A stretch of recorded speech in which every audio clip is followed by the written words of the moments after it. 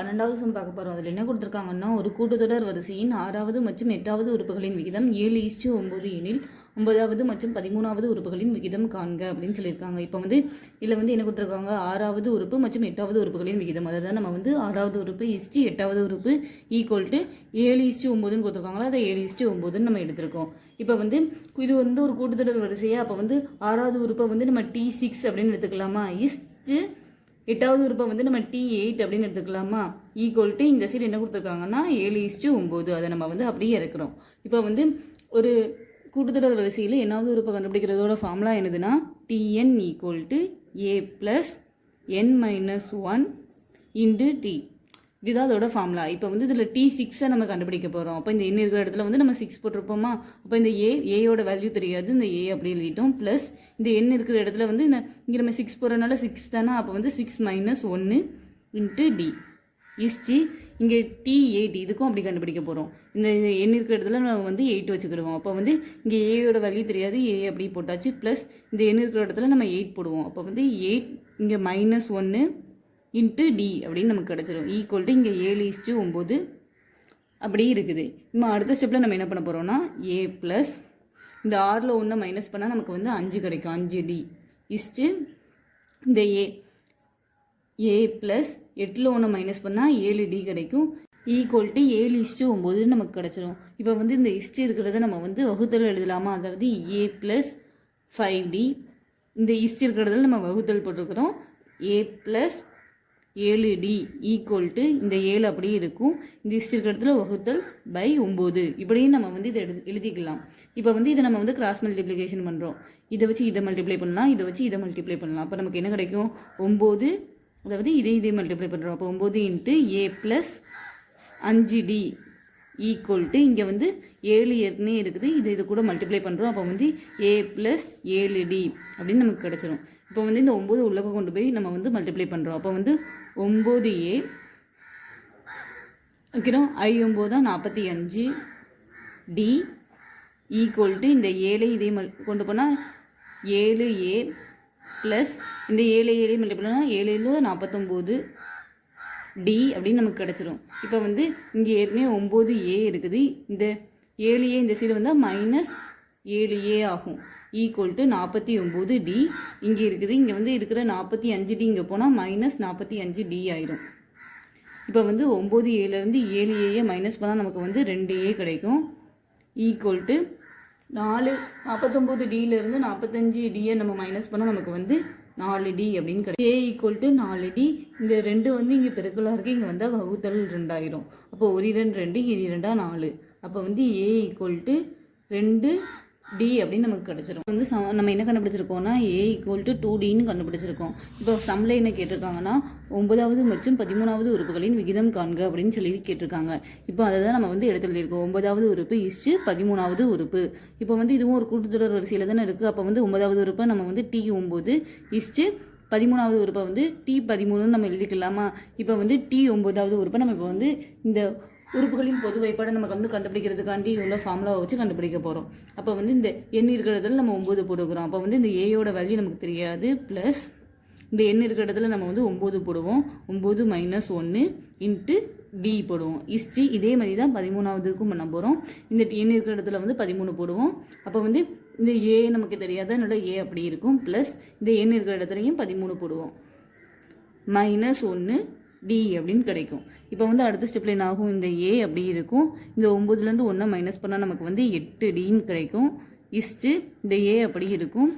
Plus இந்த 13லேருந்து 1 minus பண்ணால் நமக்கு 12Dன்னு கிடைக்கும். அடுத்த ஸ்டெப்பில் நம்ம என்ன பண்ண போகிறோம்னா, நம்ம ஏற்கனவே A ஈக்குவல் டு 2D அப்படின்னு கண்டுபிடிச்சிருக்கோமோ, அதை இந்த ஏக்கு பில்லாக சப்ஜெக்ட் பண்ண போகிறோம். அப்போ இந்த ஏ இருக்கிற இடத்துல நம்ம 2D அப்படின்னு போடுவோமா. ப்ளஸ் இங்கே ஏற்கனவே 8D இருக்குது. இஸ்ட்டு இந்த ஏ இருக்கிற இடத்துலேயே நம்ம A ஈக்குவல் டு 2Dன்னு கண்டுபிடிச்சிருக்கோம், அந்த 2Dயை போட்டுக்கிறோம். ப்ளஸ் இங்கே ஏற்கனவே 12D இருக்குது. இப்போ 2D ப்ளஸ் 8Dனா நமக்கு 10D கிடைக்கும். இஸ்ட்டு இதில் 2D ப்ளஸ் 12Dனா நமக்கு 14Dன்னு கிடைக்கும். இப்போ இது ரெண்டுமே எதிராலலாம் நம்மளால் வகுக்க முடியும், Dயால் வகுக்க முடியுமா. Dயால் இதெல்லாம் வகுத்தா என்ன கிடைக்கும், இதையும் Dயால் வகுக்கும், இதையும் Dயால் வகுத்தா நமக்கு என்ன கிடைக்கும், 10 14 அப்படின்னு கிடைக்குமா? இப்போ வந்து இது ரெண்டுமே வந்து ரெண்டாவது வைப்பாடில் போகுமா? அப்போ வந்து நம்ம ரெண்டாவது வைப்பாட்லையும் வகுக்கலாமா? அப்போ நமக்கு என்ன கிடைக்கும்? I 2 10 7 2 14. அப்போ வந்து 5:7. இப்போ வந்து நம்ம 9வது உறுப்பு 13வது உறுப்பு அதை கண்டுபிடிச்சிட்டோம். அது என்னதுன்னா 5:7. இதோட இந்த சம் அவ்வளோதான். வந்து நம்ம 13வது சம் பார்க்க போகிறோம். அதில் என்ன கொடுத்துருக்காங்கன்னா, ஒரு குளிர்காலத்தில் திங்கட்கிழமை முதல் வெள்ளிக்கிழமை வரை ஊட்டியின் வெப்பநிலை கூட்டுத்தொடர் வரிசையில் உள்ளன. திங்கட்கிழமை முதல் புதன்கிழமை வரை உள்ள வெப்பநிலைகளின் கூடுதல் 0 டிகிரி செல்சியஸ் மற்றும் புதன்கிழமை முதல் வெள்ளிக்கிழமை வரை உள்ள வெப்பநிலைகளின் கூடுதல் 18 டிகிரி செல்சியஸ் எனில் 5 நாட்களின் வெப்பநிலையை காண்க அப்படின்னு சொல்லியிருக்காங்க. இதில் வந்து ஃபர்ஸ்ட் என்ன கொடுத்துருக்காங்கன்னா, ஒரு குளிர்காலத்தில் திங்கட்கிழமை முதல் வெள்ளிக்கிழமை வரை உள்ள ஊட்டியின் வெப்பநிலை கூட்டுத்தொடர் வரிசையில் உள்ளன அப்படின்னு சொல்லியிருக்காங்க. அதை தான் நம்ம எடுத்திருக்கோம். வெப்பநிலை வந்து என்னதில் இருக்குன்னா கூட்டுத்தொடர் வரிசையில் இருக்குது அப்படின்னு சொல்லியிருக்காங்க. இதில் வந்து திங்கள் முதல் வெள்ளி வரை உள்ள வெப்பநிலை தான் கூட்டுத்தொடர் வரிசையில் இருக்குது. அப்போ வந்து கூட்டுத்தொடர் வரிசை ஃபஸ்ட்டு எப்படி போகும்? ஃபஸ்ட்டு இது ஏஆ இருக்கும், அடுத்தது A+Dஆ இருக்கும், A+2Dஆ இருக்கும், A+3D, A+4D அப்படி போயிட்டே இருக்கும். இதில் வந்து திங்கட்கிழமை முதல் வெள்ளிக்கிழமை வரை உள்ள ஊட்டியின் வெப்பநிலை தான் கூட்டுத்தொடர் வரிசையில் உள்ளது அப்படின்னு சொல்லியிருக்காங்க. அப்போ வந்து முதல் இருக்கிறது என்னது? திங்கட்கிழமைக்குள்ளே தான் இருக்கும். ரெண்டாவது உள்ளது செவ்வாய், மூணாவது வந்து புதன், நாலாவது வந்து வியாழன், அஞ்சாவது வந்து வெள்ளி, அப்படி வந்து வரிசைக்கு போயிட்டு இருக்கும். அடுத்த லைனில் நம்ம என்ன பண்ணுறோம்னா, திங்கள் செவ்வாய் புதன் வியாழன் வெள்ளிக்கிழமைகளின் வெப்பநிலை முறையே வந்து நம்ம என்னென்னு எடுத்துக்கிறோம்னா T1. அதாவது கூட்டுத்தொடர் வரிசைனா நம்ம T தானே யூஸ் பண்ணுவோம். அதுதான் ஃபஸ்ட்டு இருக்கிறது வந்து T1, ரெண்டாவது T2, T3, T4, T5 அப்படின்னு நம்ம எடுத்துக்கிறோம். அப்போ வந்து திங்கட்கிழமைக்குள்ளது வந்து என்னதுன்னா T1. அப்போ இந்த இது வந்து என்னதுன்னா T1, ரெண்டாவது வந்து T2, மூணாவது வந்து T3, நாலாவது வந்து T4, அஞ்சாவது வந்து T5. ஏன்னா இது வந்து திங்கட்கிழமைக்குள்ளது, இது செவ்வாய், இது புதன், இது வியாழன், இது வெள்ளி அப்படின்னு இதுக்கு அர்த்தம்.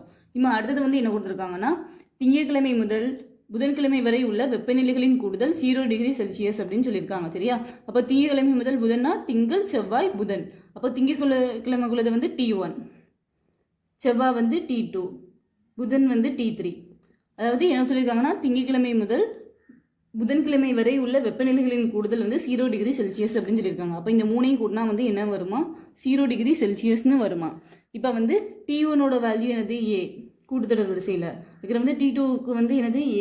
A+D, T3க்கு என்னது? A+2D equal to 0 degree Celsius அப்படின்னு நமக்கு இப்போ கிடச்சிட்டா. இப்போ வந்து இதில் எத்தனை ஏ இருக்குது? 1 2 3 3 ஏ இருக்குது. அப்போ வந்து 3 ஏ ப்ளஸ் இதில் ஒரு டி இருக்குது, இதில் ஒரு 2D இருக்குது. ரெண்டையும் கூட்டினா வந்து 3D கிடைக்குமா? ஈக்குவல் டு 0 அப்படின்னு கிடச்சிட்டு 0 டிகிரி செல்சியஸ் தான் நமக்கு 0ன்னு எடுத்துக்கிறேன். ஏன்னா நம்ம சம் செய்ய போகிறோம்.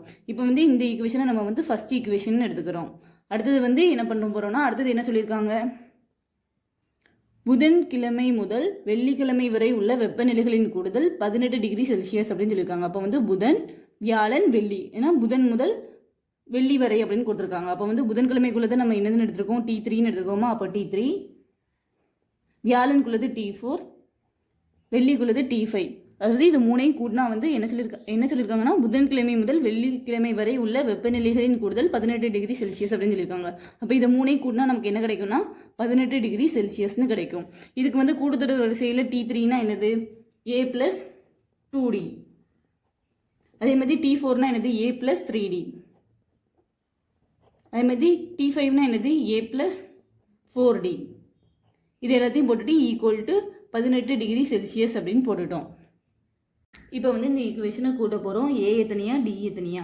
இதில் வந்து 1A 2A 3A இருக்குது. அப்போ வந்து 3A இருக்குது. அப்புறம் வந்து நம்ம டி எல்லாம் கூட்ட போகிறோம். இதில் என்ன இருக்குன்னா 2D 3D 4D. இதை மூணையும் கூட்டினா நமக்கு என்ன கிடைக்கும்? 9D கிடைக்கும். ஈக்குவல் டு இது 18 டிகிரி செல்சியஸ். இதை வந்து நம்ம 18 மட்டும் எடுத்துக்கிறோம். இப்போ வந்து இது ஈக்குவேஷன் 2ன்னு எடுத்துக்கிறோம். இப்போ வந்து இந்த ரெண்டு ஈக்குவேஷனையுமே நம்ம வந்து கேன்சல் பண்ணி நமக்கு ஏக்கும் டிக்கும் வேல்யூவை கண்டுபிடிக்கணும். ஃபர்ஸ்ட் ஈக்குவேஷன் என்ன இருக்குது? 3A + 3D இருக்குதா? அதை எடுத்து எழுதிக்கிறோம். ஈக்குவல் டு 0 அதை எடுத்து எழுதியிருக்கோம். ரெண்டாவது ஈக்குவேஷன் என்னது? 3A + 9D ஈக்குவல் டு 18ன்னு இருக்குதா? இப்போ வந்து இதை நம்ம இது பண்ண போகிறோம். இப்போ இதையும் கழிச்சா நமக்கு 0 கிடைக்குமா? அப்போ வந்து மைனஸ் பண்ண போகிறோம். இந்த மாதிரி பல்லுறுப்புக்கோவையை வந்து நம்ம மைனஸ் பண்ணணும்னா ரெண்டாவது இருக்கிற ஈக்குவேஷனோட சிம்பிளாக மாற்றுவோம். அப்போ வந்து 3A வந்து ப்ளஸில் இருக்குது, இது மைனஸ் ஆகும். இந்த ப்ளஸ் வந்து மைனஸ் ஆகும். இந்த 18ஓட ப்ளஸ் வந்து மைனஸ் ஆகும். அப்போ வந்து +3Aயும் -3Aயும் கேன்சல் ஆயிரும். இது 3Dலேருந்து 9D இதை வந்து நம்ம மைனஸ் பண்ணால் நமக்கு வந்து -6Dன்னு கிடைக்கும். ஈக்குவல் டு இங்கே -18ன்னு இருக்கும். ரெண்டு சைடும் மைனஸ் இருக்கிறதுனால இது ப்ளஸ் ஆயிரும். டி இங்கே இருக்குது, இங்கே 18 இருக்குது. இந்த 6 வந்து இங்கே பெருக்கல்ல இருக்குது, இந்த சைடு போனால் வகுத்தல் ஆயிரும். இதை கேன்சல் பண்ணால் நமக்கு வந்து 4×6 3×6 18. அப்போ வந்து டி ஈக்குவல் டு 3ன்னு கிடச்சிரும். இதில் வந்து நம்ம வெப்பநிலையில தான் பார்த்துட்டு வரோம். அதனால் வந்து இந்த 3 வந்து டிகிரி செல்சியஸ் அப்படின்னு நம்ம எடுத்துக்கிறோம். இப்போ இந்த டியோட வேல்யூவை இந்த ரெண்டு ஈக்குவேஷனில் ஏதாவது ஒன்றில் நமக்கு சப்ஜெக்ட் பண்ணாலும் ஏயோட வேல்யூ கிடச்சிரும். இப்போ வந்து நம்ம T equal to 3 degree Celsius அப்படிங்கிறத வந்து சமன்பாடு 1ல் வந்து பிரதியிட போகிறோம். அவள் வந்து இந்த டி இருக்கிற இடத்துல வந்து நம்ம 3 போட்டுக்கலாம். இந்த 3ஏ அப்படியே இருக்குது ப்ளஸ் இந்த 3 அப்படியே இருக்குது. இந்த டி இருக்கிற இடத்துல வந்து நம்ம 3 போட்டிருக்கோம் ஈக்குவல் டு 0. இதில் 3ஏ அப்படியே இருக்குது. 3 பெருக்கல் பண்ணால் 3 9 ஈக்குவல் டு 0. அடுத்தது வந்து 3ஏ அப்படி இருக்குது. இந்த +9 அந்த சைடு போனால் -9 ஆயிரும்.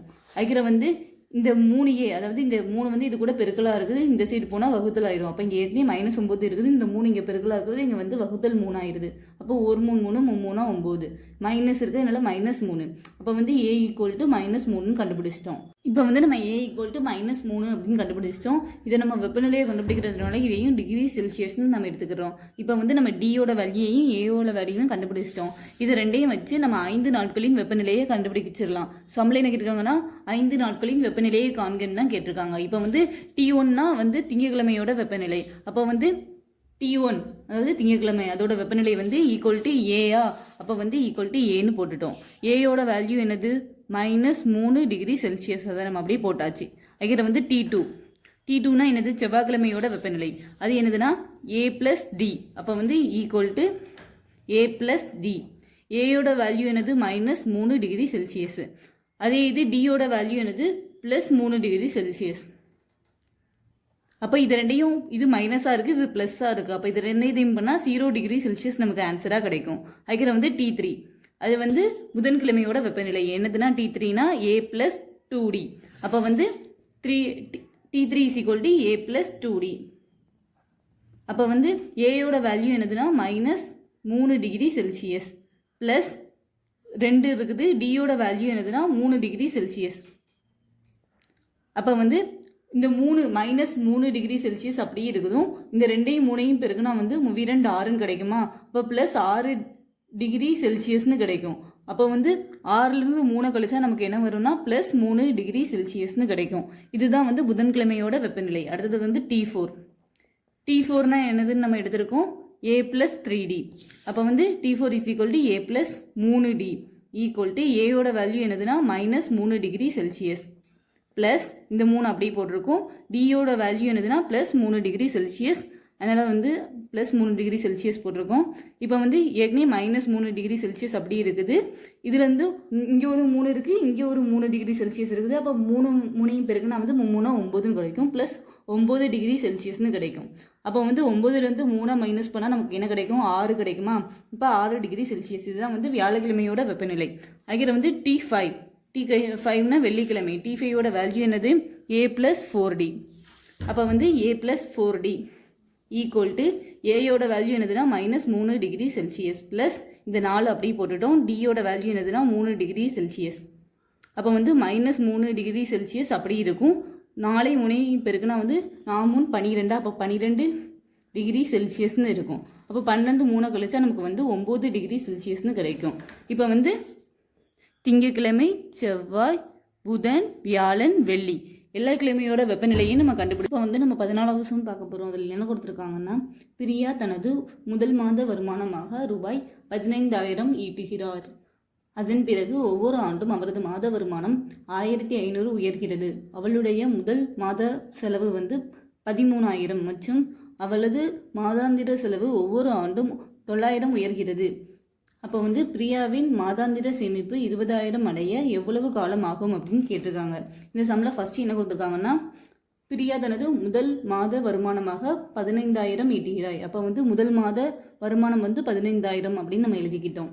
அடுத்தது என்ன இருக்குன்னா அதன் பிறகு ஒவ்வொரு ஆண்டும் அவரது மாத வருமானம் 1500 உயர்கிறது அப்படின்னு சொல்லியிருக்கு. அதுதான் நம்ம வந்து எழுதியிருக்கோம். ஒவ்வொரு ஆண்டும் உயரும் வருமானம் வந்து 1500.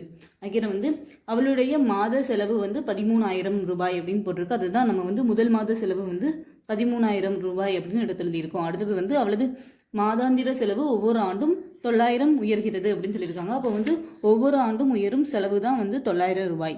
இப்போ வந்து பிரியாவின் மாதாந்திர சேமிப்பு 20,000 அடைய எவ்வளவு காலம் ஆகும் அப்படின்னு கேட்டிருக்காங்க. இப்போ வந்து சேமிப்புனாலே என்னதுன்னா வருமானத்திலேருந்து செலவு கழிச்சா நமக்கு கிடைக்கிறது தான். இப்போ வந்து முதல் மாத வருமானம் என்னது 15,000. அகில வந்து செலவு என்னது முதல் மாத செலவு வந்து 13,000. அப்போ வந்து நமக்கு சேமிப்பு கிடைக்கணும்னா வருமானத்திலேருந்து செலவு கழிக்கணுமா? அப்போ வந்து 15,000லேருந்து நம்ம 13,000 வந்து கழிப்போமா? கழிச்சா நமக்கு வந்து முதல் மாத சேமிப்பு கிடைச்சிரும். அப்போ வந்து ஐக்கு அடுத்த ஆண்டு என்ன ஆகும்? அது அவளோட வந்து மாத வருமானம் வந்து 15,000லேருந்து ஒவ்வொரு ஆண்டும் வந்து உயரும் வருமானம் வந்து 1,500. அப்போ இதுலேருந்து ஒரு 1,500 கூடி இருக்கும். அப்போ வந்து 15,000லேருந்து 1,500 கூட்டினா நமக்கு வந்து 16,500 கிடைக்குமா? மைனஸ் செலவு, அதாவது செலவும் வந்து அவளுக்கு வந்து ஒவ்வொரு ஆண்டும் வந்து 900 கூடுது. அப்போ வந்து ஆண்டில் வந்து 13,000 செலவுனா அடுத்த ஆண்டில் வந்து 900 செலவு கூடுது. அப்போ வந்து 13,000லேருந்து 900 கூட்டினா நமக்கு வந்து 13,900 அப்படின்னு கிடைக்கும். அடுத்தது ஐக்கு அடுத்த வருஷத்துலேயும் அவளோட மாத வருமானத்திலிருந்து ஒவ்வொரு ஆண்டும் வந்து 1,500 கூடுது. அப்போ வந்து அதுக்கு முந்தின ஆண்டு அவளுக்கு வந்து வருமானம் வந்து 16,500 இருக்கும். அதில் கூட வந்து 1,500 சேர்ந்துச்சுன்னா நமக்கு என்ன கிடைக்கும்னா 18,000 கிடைக்கும். அப்போ அதுக்கடுத்த மாதமும் அவளோட செலவு வந்து 900 கூடும். அப்போ வந்து நம்ம இந்த 13,900லேருந்து இன்னொரு 900 வந்து நம்ம கூட்டினா நமக்கு என்ன கிடைக்கும்னா 14,800 கிடைக்கும். இந்த மாதிரி அந்த இது போயிட்டே இருக்கும். ஒவ்வொரு வருஷமும் எவ்வளோ கூடுது, அதாவது வருமானமும் செலவும் எவ்வளோ கூடுதோ அதை நம்ம வந்து ஒவ்வொரு வாட்டியும் அது கூட ப்ளஸ் பண்ணி நம்ம எடுத்து எழுதியிருக்கோம். இப்போ வந்து நம்ம அந்த வருமானத்துலேருந்து இந்த செலவை கழிச்சா நமக்கு வந்து சேமிப்பு கிடைச்சிருமா? அப்போ வந்து வருஷத்தில் உள்ள சேமிப்பு என்னது 15,000லேருந்து 13,000 கழிச்சா கிடைக்கிறது. அப்போ வந்து 2,000. ஐக்கடுத்த வருஷம் என்ன ஆகும்னா அதையும் அந்த வருமானத்துலேருந்து அந்த செலவை கழிச்சு நம்ம எழுதணும். அப்போ வந்து 16,500லேருந்து 13,900 நமக்கு வந்து கழிச்சா என்ன ஆன்சர் கிடைக்கும்னா 2,600. ஐக்கடுத்த வருஷம் அதுக்குள்ள வந்து 18,000லேருந்து 14,800 நமக்கு வந்து கழிச்சா வந்து 3,200. இந்த மாதிரி சேமிப்பு போயிட்டே இருக்கும். இப்போ வந்து நம்ம என்ன பண்ண போறோம்னா இது ஒரு கூட்டுத்தொடர் வரிசையில் இருக்கா அப்படிங்கிறத பார்க்க போறோம். அப்போ வந்து கூட்டுத்தொடர் வரிசையில் இருக்குன்னு பார்க்கறதுக்கு நம்ம என்ன பண்ணுவோம்? இதை வந்து உறுப்பா இந்த T1 எடுத்துக்கிறோம், ரெண்டாவது உறுப்பை T2 எடுத்துக்கிறோம், மூணாவது உறுப்பை T3 எடுத்துக்கிறோம். இந்த மாதிரி இது போயிட்டே இருக்கும். இப்போ வந்து ரெண்டாவது உறுப்புல இருந்து, அதாவது T2லேருந்து T1 கழிச்சா வர்ற ஆன்சரும் T3லேருந்து T2 கழிச்சா வர ஆன்சரும் ஈக்குவலாக இருந்துச்சுன்னா இது வந்து ஒரு கூட்டுத்தொடர் வரிசைன்னு சொல்லுவோம். அப்போ வந்து அதாவது இந்த T2லேருந்து T1 கழிச்சா வர ஆன்சர் D, அதே மாதிரி T3லேருந்து T2 கழிச்சா வர ஆன்சரும் Dயாக தான் இருக்கும். அதுதான் கூட்டுத்தொடர் வரிசையோட பண்பு. அப்போ வந்து T2னா என்னது 2,600, அதுலேருந்து T1னா என்னது 2,000, அதே மாதிரி T3னா என்னது 3,200, அதுலேருந்து T2 2,600. இது கழிச்சா வர ஆன்சர் டீயாக தான் இருக்கும். அப்போ வந்து இது ரெண்டையும் அதாவது 2,600லேருந்து 2,000 கழிச்சா நமக்கு வந்து 600 கிடைக்கும். அதே மாதிரி 3,200லேருந்து 2,200 கழிச்சா நமக்கு வந்து 600 தான் கிடைக்கும். அப்போ டீயும் 600ன்னு கண்டுபிடிச்சிட்டோம். அப்போ வந்து இது ஈக்குவல் பண்ணுது இல்லை, அப்போ வந்து இது ஒரு கூடுதொடர் வரிசைன்னு நம்ம எழுதிக்கலாம்.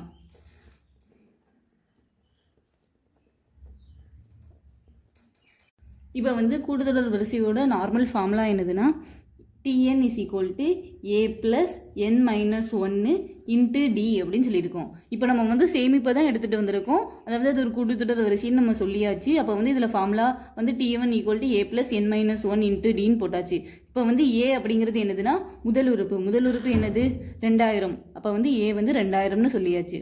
இப்போ வந்து சம்மில் என்ன கேட்டிருக்காங்க? பிரியாவின் மாதாந்திர சேமிப்பு 20,000 அடைய எவ்வளவு காலம் ஆகும் அப்படின்னு சொல்லியிருக்காங்க. அப்போ வந்து அவங்க வந்து Tn வந்து 20,000ன்னு கொடுத்துட்டாங்க. அதாவது என்னன்னு கொடுக்கல, அதுதான் நம்ம இப்போ கண்டுபிடிக்க போகிறோம். எத்தனாவது ஆண்டில் அது கிடைக்கும் 20,000, அதுதான் நம்ம வந்து சம்மில் கண்டுபிடிக்க போகிறோம். அப்போ வந்து Tn இருக்கிற இடத்துல வந்து நம்ம 20,000 போடுவோமா? ஈக்குவல் டு A இருக்கிற இடத்துல வந்து நம்ம 2,000 போடுவோம். ஏன்னா A ஈக்குவல் டு 2,000 நம்ம கண்டுபிடிச்சிருக்கோம். ப்ளஸ் என்னது நமக்கு தெரியாத, அப்புறம் n-1 அப்படி போட்டாச்சு. டியோட வேல்யூ வந்து 600ன்னு கண்டுபிடிச்சிருக்கோம். அப்போ வந்து அது 600. இப்போ வந்து இந்த 2,000 வந்து இங்கே ப்ளஸ்ஸாக இருக்கா, இந்த சைடு வந்துச்சுன்னா மைனஸ் ஆயிடுமா? இங்கே ஏற்கனவே 20,000 அப்படி இருக்குது. இந்த 2000 இங்கே வந்து ப்ளஸ் ஆகுது, இங்கே மைனஸ் 2000 ஆயிடுது. இங்கே n-1 இன்ட்டு 600 அப்படி இருக்குது. அதாவது இந்த இது மட்டும் இந்த சைடு வந்து மைனஸ் ஆகிட்டு, அப்போ 20,000லேருந்து 2000 நம்ம மைனஸ் பண்ணால் நமக்கு வந்து 18,000 கிடைக்கும். ஈக்குவல் டு இங்கே நம்ம என்ன பண்ண போகிறோம்னா இந்த 600 வந்து உள்ளக கொண்டு வந்து பெருக்க போகிறோம். அப்போ என்ன கிடைக்கும், n600 அப்படின்னு ஒன்று கிடைக்கும். மைனஸ் 1 கூட இதை பெருக்குனா வந்து -600 அப்படின்னு கிடைக்கும். அப்போ வந்து இந்த 600 இங்கே மைனஸாக இருக்கா, அப்போ அந்த சைடு போனால் ப்ளஸ் ஆயிருமா. இங்கே ஏற்கனவே வந்து 18,000 இருக்குது. இந்த -600 இந்த சைடு வந்தால் +600 ஆயிரும். ஈக்குவல் டு இங்கே n600 அப்படின்னு இருக்குது. இப்போ இது ரெண்டையும் கூட்டினா நமக்கு வந்து 18,600 கிடைக்குமா. இங்கே n மட்டும் இருக்கும். இந்த 600 வந்து இங்கே பெருக்கல்ல இருக்கா, இந்த சைடு போனால் வகுத்தல் 600 ஆயிரும். இப்போ வந்து நமக்கு என்ன கிடச்சிருக்கு, n = 18,600/600ன்னு கிடச்சிருக்கு. இந்த ஜீரோக்கும் இந்த ஜீரோக்கும் கேன்சல் ஆயிரும், இந்த ஜீரோக்கும் இந்த ஜீரோக்கும் கேன்சல் ஆயிரும். அதுக்கப்புறம் வந்து இது 6ஆம் பாட்டில் வகுக்கலாமா. 4 6 3 18 1 6ன்னு கிடச்சிருமா. அப்போ வந்து n = 31ன்னு கிடச்சிரும். அப்போ வந்து சம்பளம் என்ன கேட்டிருக்காங்க, பிரியாவின் மாதாந்திர சேமிப்பு 20,000 அடைய எவ்வளவு காலமாகும் அப்படின்னு கேட்டிருக்காங்க. அதாவது 31 ஆண்டுகள். அதாவது n = 31 ஆண்டுகள் அப்படின்னு நம்ம கண்டுபிடிச்சிட்டோம். இதோட இந்த சம் அவ்வளோதான்.